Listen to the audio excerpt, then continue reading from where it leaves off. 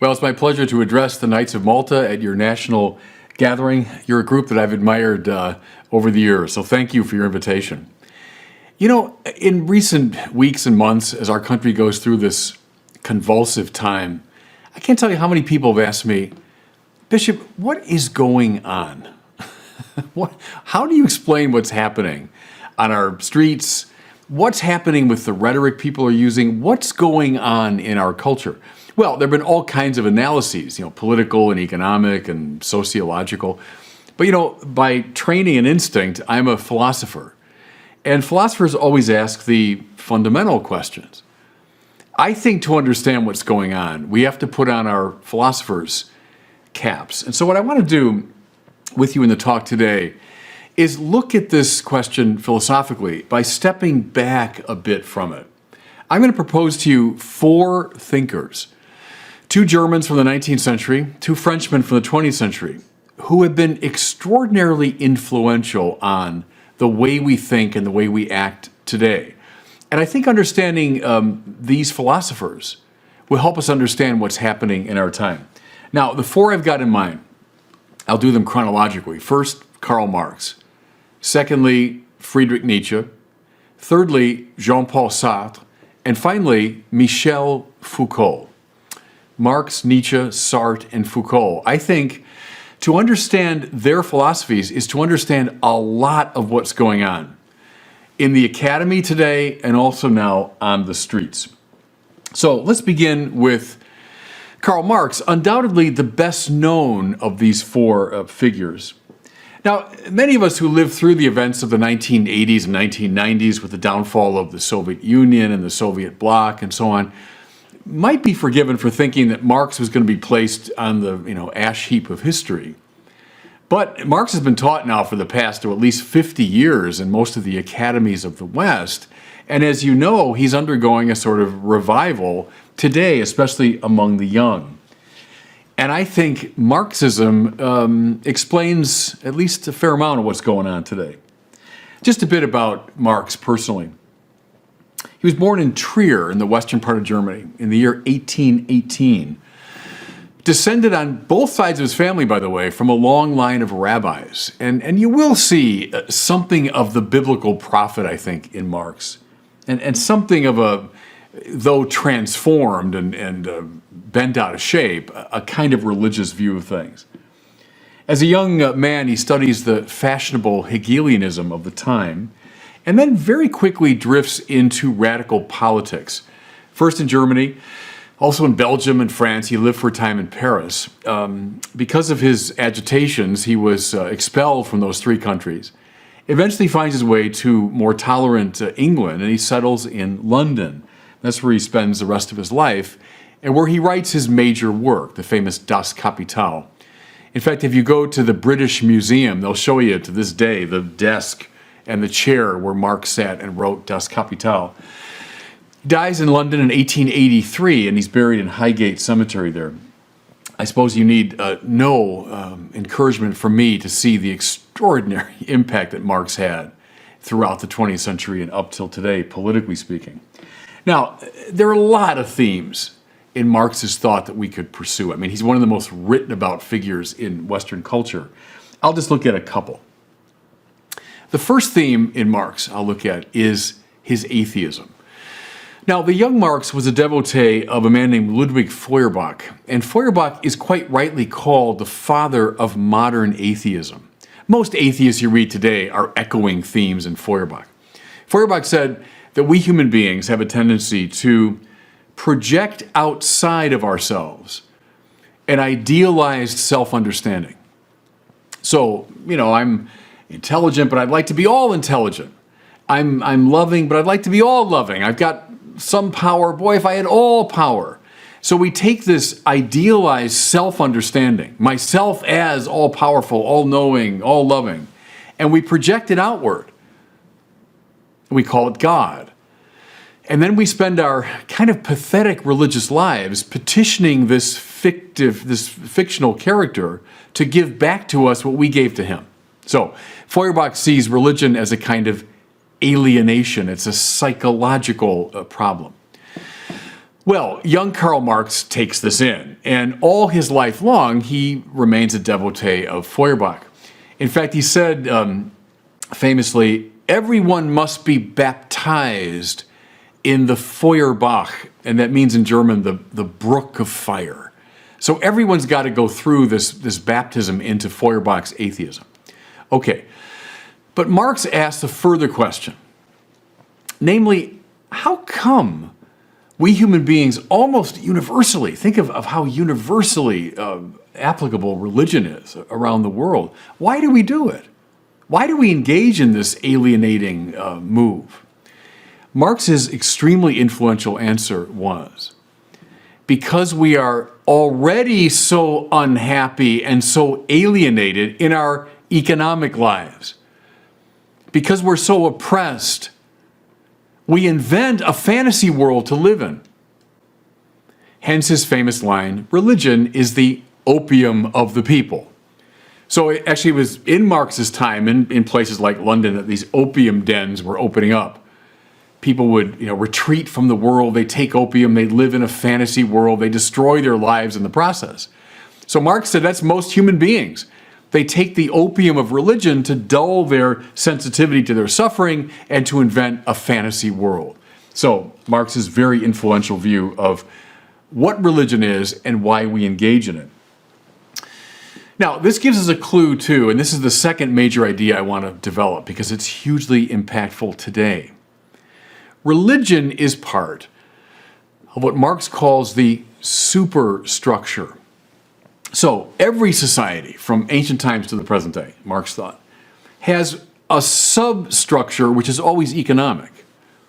Whether it's the slave economy of the ancient world, the feudal economy of the medieval world, a serf-based economy in Russia of the 18th century, and then the capitalist economy of his own time. That's the core or the substructure of any society. But the substructure throws up around itself what he calls the superstructure. The superstructure has one purpose. It is to enhance and protect the substructure. That's its purpose. Now, what's the superstructure? Everything else in the society. So Marx says, for example, politics. What's the whole purpose of politics? And we surround it with all sorts of descriptions and honors, and we look at it in a very exalted way. But what's the purpose of politics? Is to protect the economic substructure. He would say, what do most politicians talk about most of the time but economic matters? What's the purpose of the military, which serves political interests? Well, it's to protect the capitalist system, to expand markets and to protect them in foreign environments, etc. What are wars fought over? Marx said, always over economic matters. What's entertainment's purpose? Well, to distract us from our suffering, which is why rich people often support forms of entertainment. There it's a bit like religion, the opium of the people. How about the arts? Well, the arts are part of the superstructure. The arts are for the most part, subsidized by wealthy people, and the arts over the centuries tend to glorify those in the power structure. Okay, substructure protected by this elaborate superstructure. Now, what's the point of the Marxist intellectual is to break through the superstructure, to expose it for what it is, to break its power over us, so that we can get at the economic substructure and fight to revolutionize it. But see, we can't foster the revolution until we break through the superstructure. Now here's something just to kind of beguile you. We all know The Wizard of Oz. There's a very Marxist way to read The Wizard of Oz, where you've got the tin woodsman who stands for industry that has no heart. You got the cowardly lion. Well, he's the military that has no real courage. You've got the scarecrow. He's the farmer that has no brains.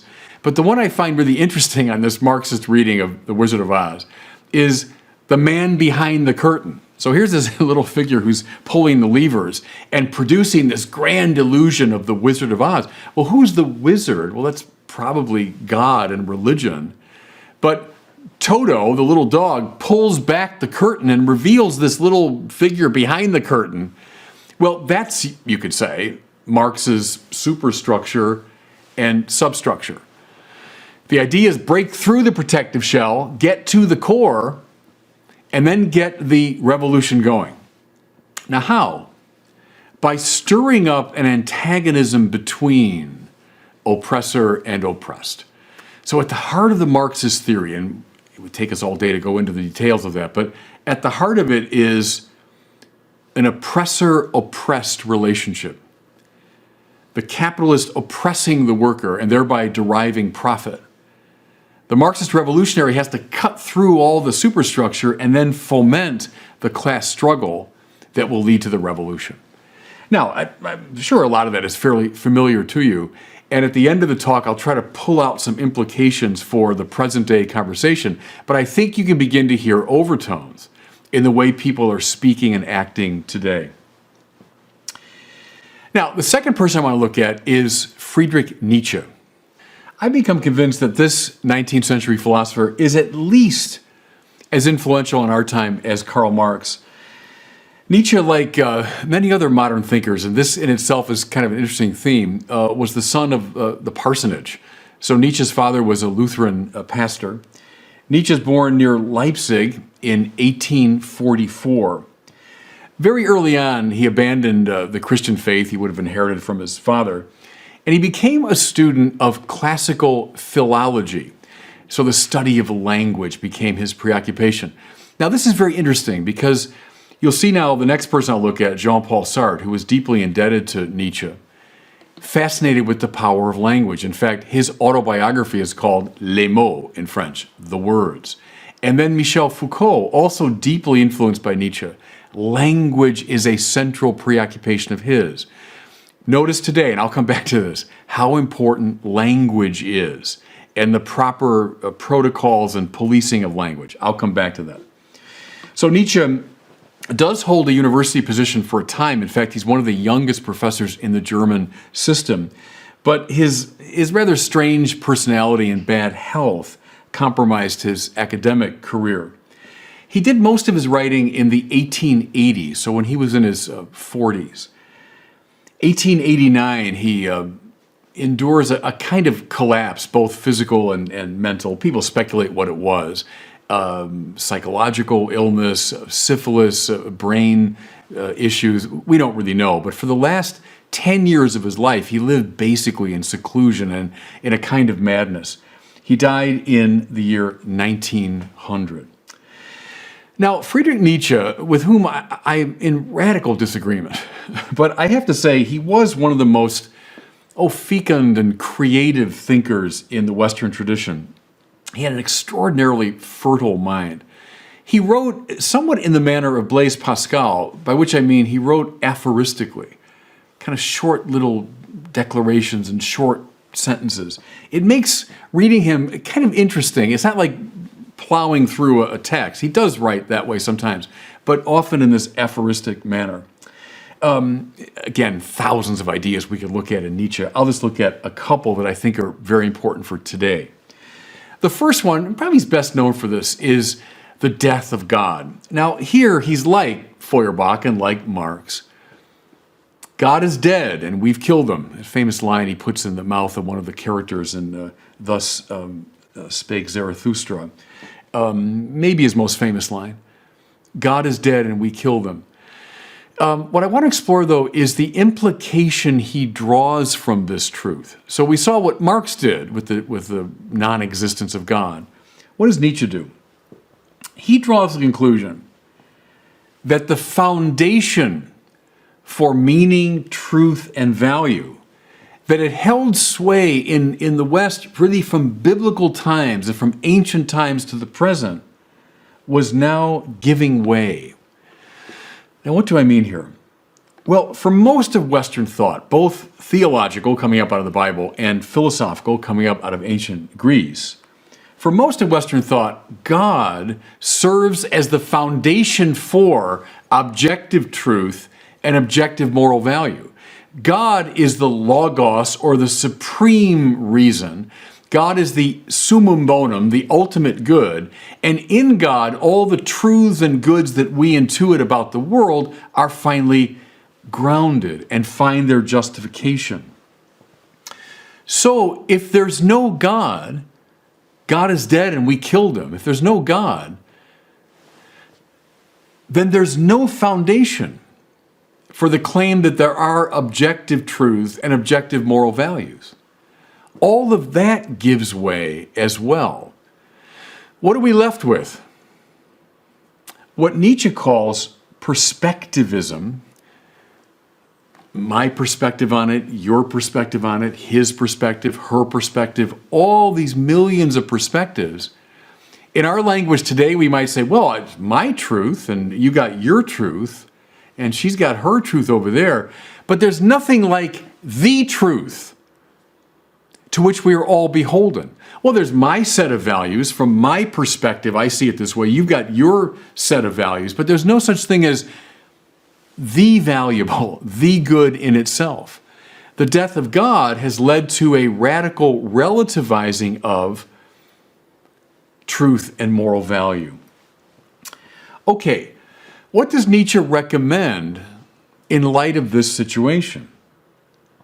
He recommends that we face this world of no objective truth and no objective value with the power of the will. I assert my will to power. So yes, in the face of this bleak situation, I assert my own will. Hence, Nietzsche became a harsh critic of the morality coming up out of the Christian tradition. Now, why? Well, our morality puts a stress on pity, on compassion, on love, on forgiveness, on nonviolence. What is that on Nietzsche's terms but a slave morality? It's a resentful morality. Those who have not effectively asserted their will to power, those who've been put down, are now kind of urging the powerful people to, be nice to us, forgive us, have pity for us. Says Nietzsche, slave morality. Rather, assert your will to power. Now, this does lead to a kind of Hobbesian world of clashing wills. Because I got mine, you got yours. There's no really objective measure by which we can determine which of us is more right or more justified. And so you've got a clash of powerful wills. Leading to, again, a very influential idea of Nietzsche's, of the Übermensch in his German. Superman, it's often translated, the overman. Well, here's the hero. And it's reflected, he thinks, in some of the best of the Greek and Roman myths. The great heroic figure who stands up and asserts himself. Yes, in the kind of howling winds of this world of no objective truth and value, but asserts the primacy of will. Now, I'll come back to this, but that issue of the primacy of will over reason, I think, is visible on the streets of our cities today. Okay? And with that, I want to move to this third figure. So the first two Germans from the 19th century. The next two are Frenchmen from the 20th century. And the first is probably the most famous philosopher of the 20th century. Probably most of us in at least Philosophy 101 would have had some exposure to this figure. I'm talking about Jean-Paul Sartre. Now, Sartre was very influenced by Nietzsche. Nietzsche's impact on the 20th century is enormous. Think of his influence on someone like Martin Heidegger and all those that come out of the Heideggerian school. But his influence on the two I'll look at next, Sartre and Foucault, was enormous. A bit about Jean-Paul Sartre. Born in Paris in 1905. He studies at the École Normale Supérieure, the Superior Normal School. That was about 10 minutes from the house that I lived in when I was a doctoral student in Paris. It's the cream of the crop of the French intellectual system, the education system. So the best and brightest figures in the 20th century tended to be what they call normaliens, normalians, right? Students at the École Normale. So Sartre studies there. He then enters into the French educational system. So the graduates typically then would be sent out to lycée, we call them high schools, and then they'd move up through the system. And so Sartre did that for a time, but then eventually left it behind and becomes, by the 1940s and 50s and onward, maybe the paradigmatic public intellectual. So and he's more than a philosopher. Sartre is also a playwright and a novelist, a social commentator, a man of the mind, but also a man of social action. His greatest work, undoubtedly, is, we call it in English, Being and Nothingness, L'être le néant, being and non-being. He was involved famously in the Résistance, right, the resistance to the Nazis during World War II. Sartre dies in Paris in 1980. Now, to understand his thought, I think there's a really good place to go. It's a little book he wrote. It appeared in 1946, and it's called Existentialism is a Humanism. Existentialism, so he's the founder of this famous philosophy. Existentialism is a humanism. It's a little book based on a lecture he gave right after the war. So I think it was in late 1945, and it was there in the Latin Quarter, and it was at the height of the kind of cafe philosophers and so on. And Sartre gives this lecture, and it becomes the basis for this book. And it's a very pithy and well-written book, too. Not true of all of Sartre's writings, but this one I find very easy to read. And the central idea of his existentialist philosophy is clearly articulated. And here's how he does it. By existentialism, I mean the view that existence precedes essence. The view that existence precedes essence. Now, I know that sounds desperately abstract, but it's actually a pretty straightforward idea. By essence, Sartre means that whole system of ideas and patterns and ideals and forms by which an individual and a society typically would be governed. So, what does it mean to be human? Well, there's kind of an essential pattern that's been presented, by philosophers and by theologians and by the state. What does it mean to lead a good life? Well, listen to all these representatives of these essential forms, and they'll tell you what that looks like. What's the drama of life? Well, to bring existence, and by existence he means my individual self, especially my freedom, to bring existence into line with essence, right? So you're a little kid, you're trying to learn to be a responsible adult. Well, all kinds of people will tell you, here's what it looks like.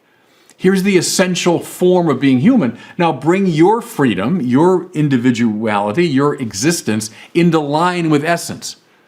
So you see, on the classical reading, essence precedes existence. See what I mean?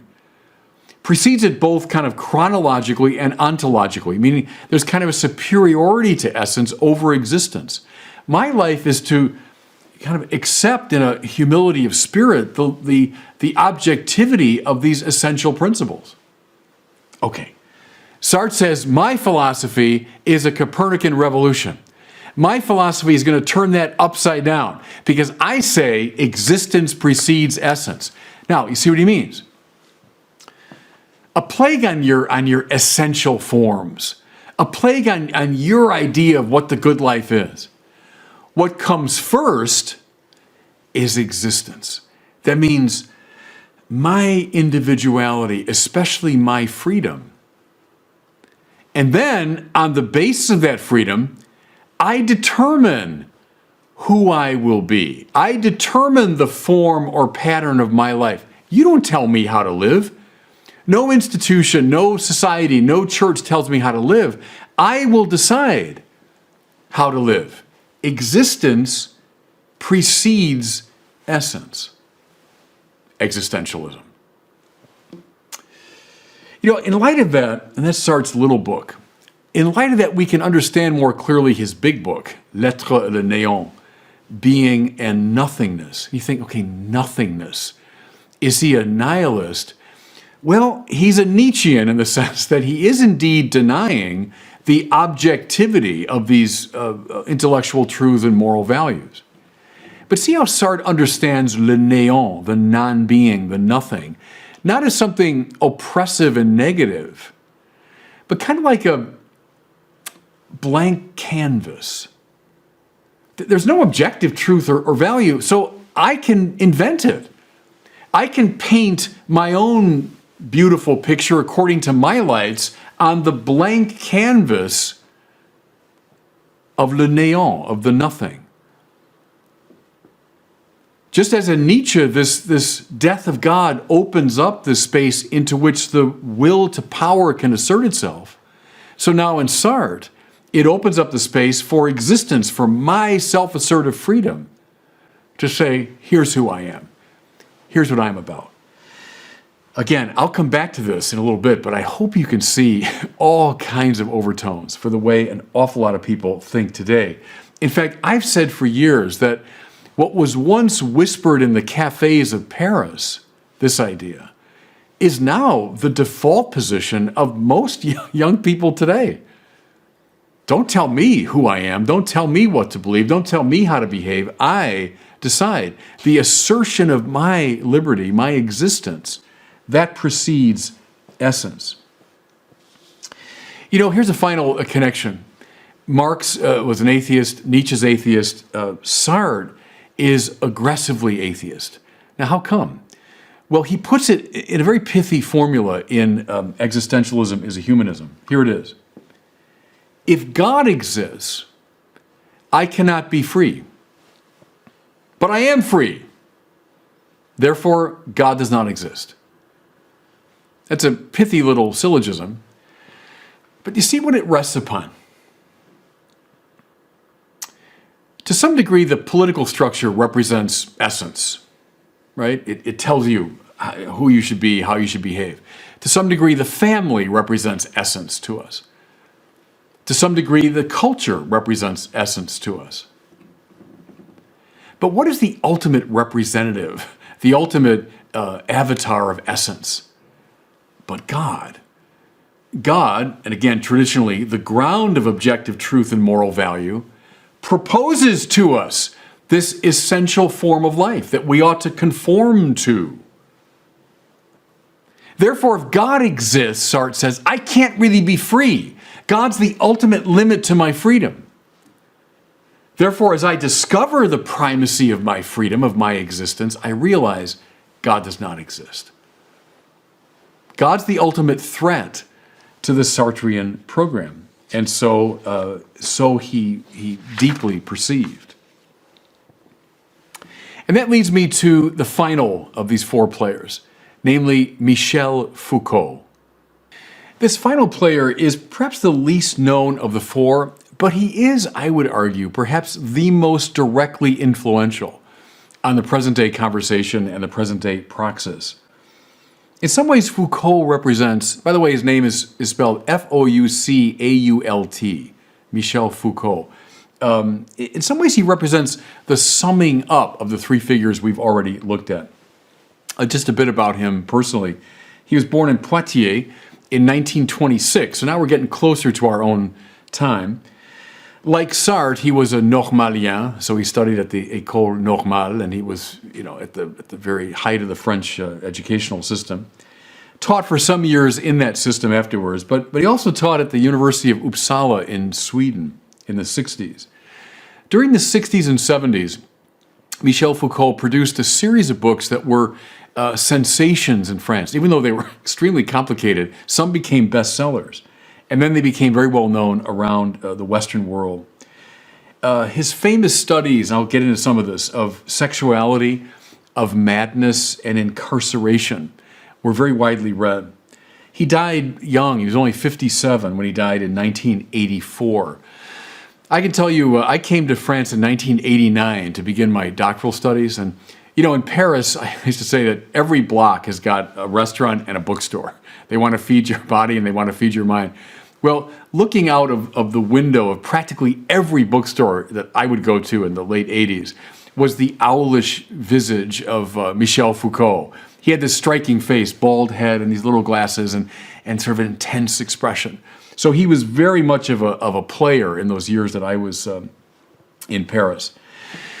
His writing is dense, his thought is notoriously complicated, but I think it's fair to say the main lines of his philosophy can be articulated fairly simply.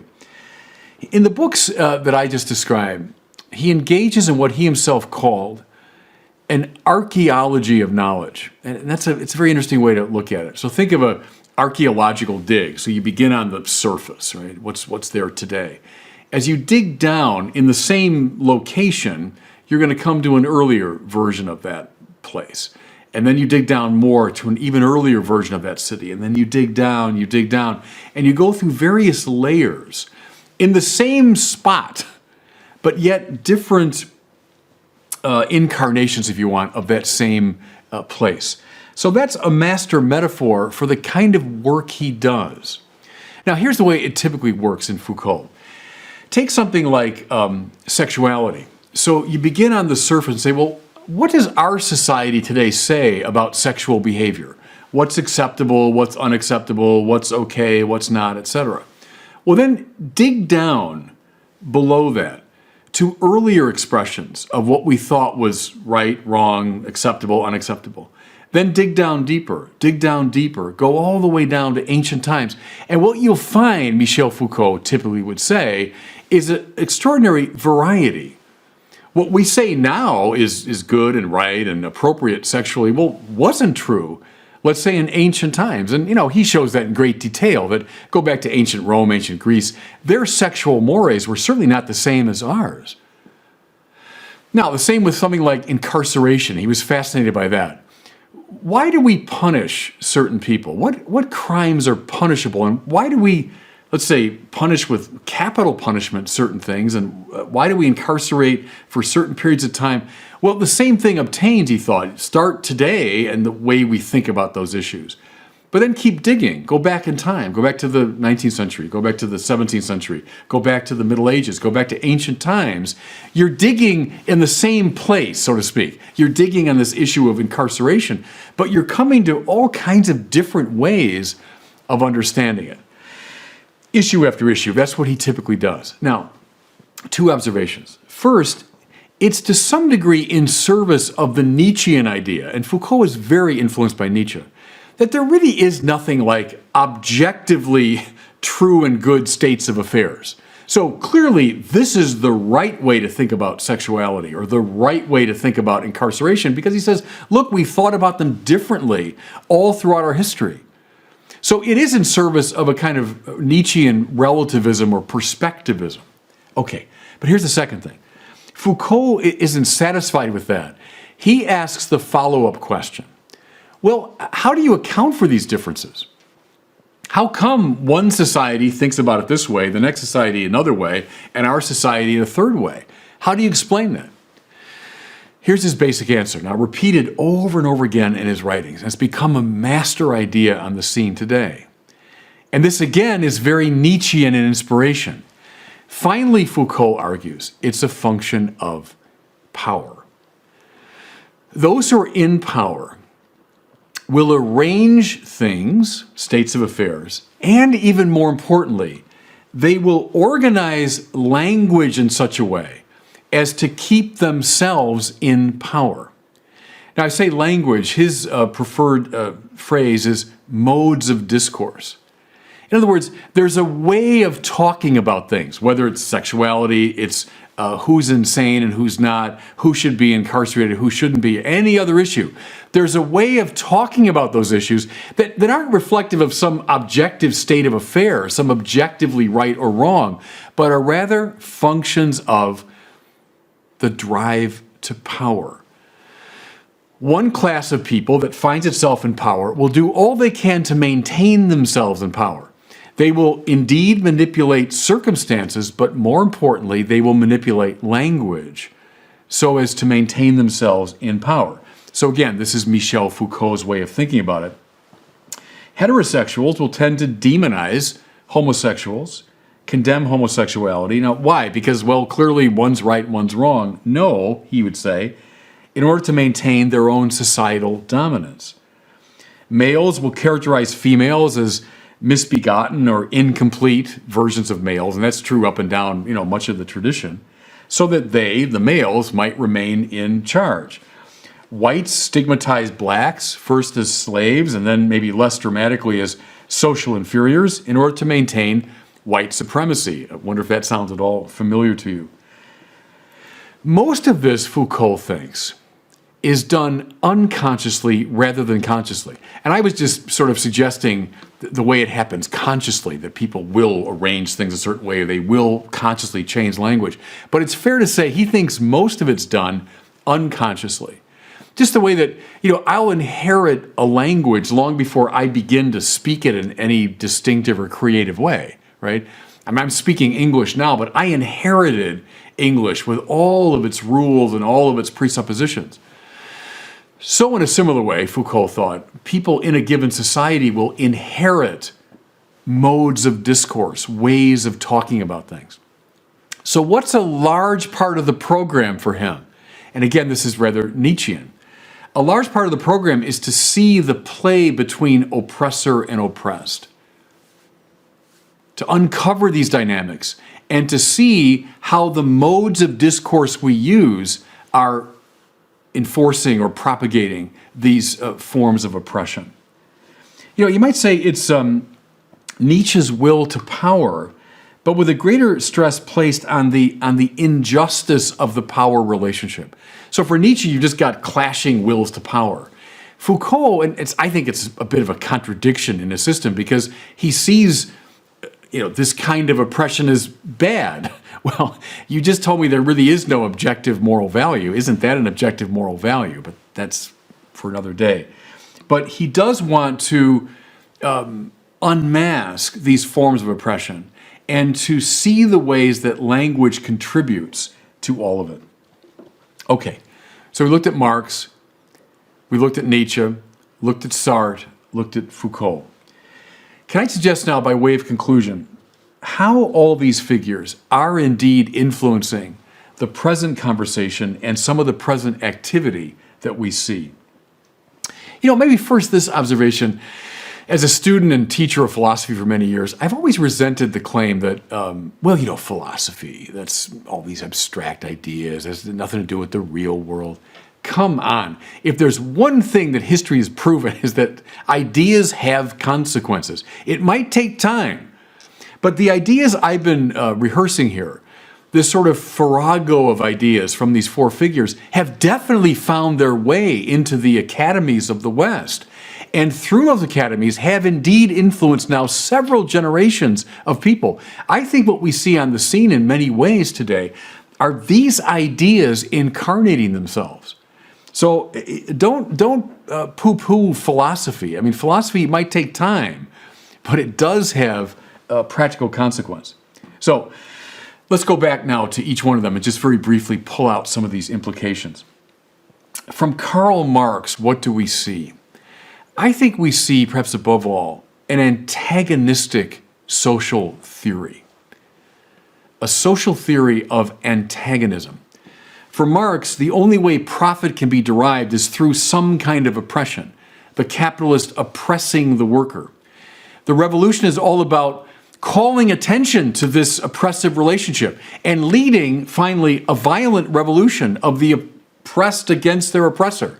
The role of the Marxist intellectual is to break through the superstructure, is to reveal these dynamics and to foster revolution.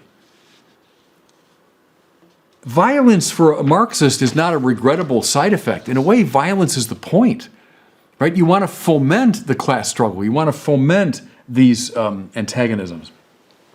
The second major theme is the one I was dwelling on a bit, that substructure, superstructure, so important.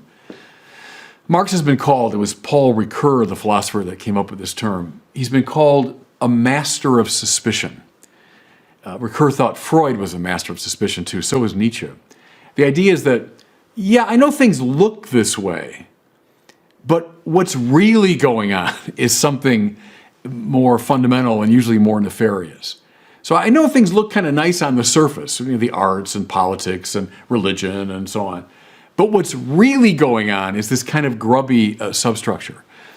I'd submit to you, everybody, that you can hear this rhetoric and see the praxis that flows from it today. We need to smash through elements of the superstructure to get at the kind of grubby substructure. How about now from Friedrich Nietzsche? Well, I would say this. We find clearly today, at least in the minds of some, the rejection of God and the related calling into question of the objectivity of truth and moral value. Once these have been cleared out, indeed, what's left is a play of powerful forces, a clash of wills. Have you noticed this? And I do a lot of work on the internet where I try to engage in argument, appealing to something like a common set of norms and values. Gosh, how difficult it is in the social media world to get a real argument going. Well, why? Because people have denied the objectivity of truth and value. So what's there to argue about? All that's left is a play of wills, a clash of powerful wills. How about this, everybody? I watch the movies because the movies are such an indicator of where popular culture is going. And one thing I found is in almost every movie, the climax is the hero or heroine finding his own voice, finding her voice and her will. There's never a question of, well, is it the right voice? Is it a good expression of the will? Is it corresponding to some objective value? No, it's, I've found who I am. I'm standing. Well, see, that's the Nietzschean space, if you want. There is no objective truth or value, but there is the heroic assertion of the will. That's the Nietzschean program, if you want. How about from Jean-Paul Sartre? Well, what I've often termed the culture of self-invention. That's an entirely Sartrean idea. And the culture of self-invention is rampant today. As I suggest, it's the default position, I think, of most younger people. If essence has disappeared, so remember Sartre, existence precedes essence. Existence comes first, my freedom, my will, and then I determine who I am. Well, if essence is evanesced, then everything from sexuality, gender, human nature, moral systems are finally just social constructs. They're the inventions of people's wills, so they can be overturned by the heroic, self-assertive freedom. Again, speaking of movies, watch the movie, won the Academy Award for Best Picture in 2018, called The Shape of Water. I don't know if you saw that movie. It's not very good. But when I finished seeing it, I turned to the person next to me and said, trust me, it's going to win the Academy Award for Best Picture. I just knew it because it checked every box of this system. Remember the story is about this woman, this kind of mousy woman, not very confident, and then she finds her voice and finds her freedom, and she falls in love romantically with a fish man. I'm not making this up. That's the movie, right? But here's what's interesting about that. The shape of water. Well, what shape does water have? It doesn't have any shape. Water is just fluid. It's infinitely malleable. It has whatever shape you want to give it, right? You want to put it in a bowl, you want to put it in a glass. Water is malleable. There's nothing substantial about it. It has the shape that you give it. That's Jean-Paul Sartre. That's existentialism. My freedom comes first. Everything else follows. Do you remember there was a interviewer that went to a university campus some years ago and was interviewing people. And the guy was a young man, 6 feet tall, maybe 30 years old. And he was asking people on campus, now, if I said that I'm a woman, would you be okay with that? And they, oh, yeah, sure, as long as that's what you claim to be. And then he said, now, what if I said I'm a Asian woman? Would you agree with that? And they said, well, yeah, if that's the identity that you claim, sure.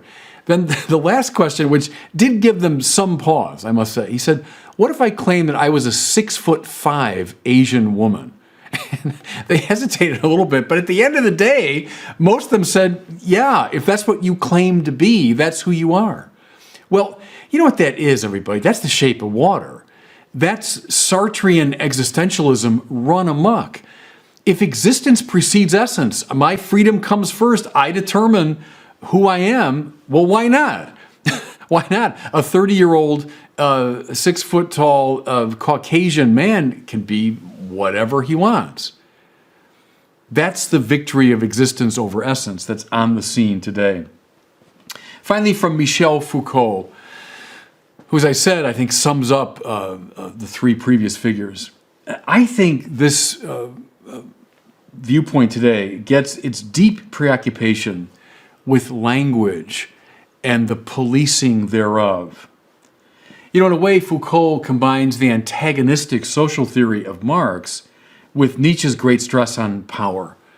So they say he sees that the play of wills is the play of oppressor and oppressed, with the oppressor using language as a prime weapon.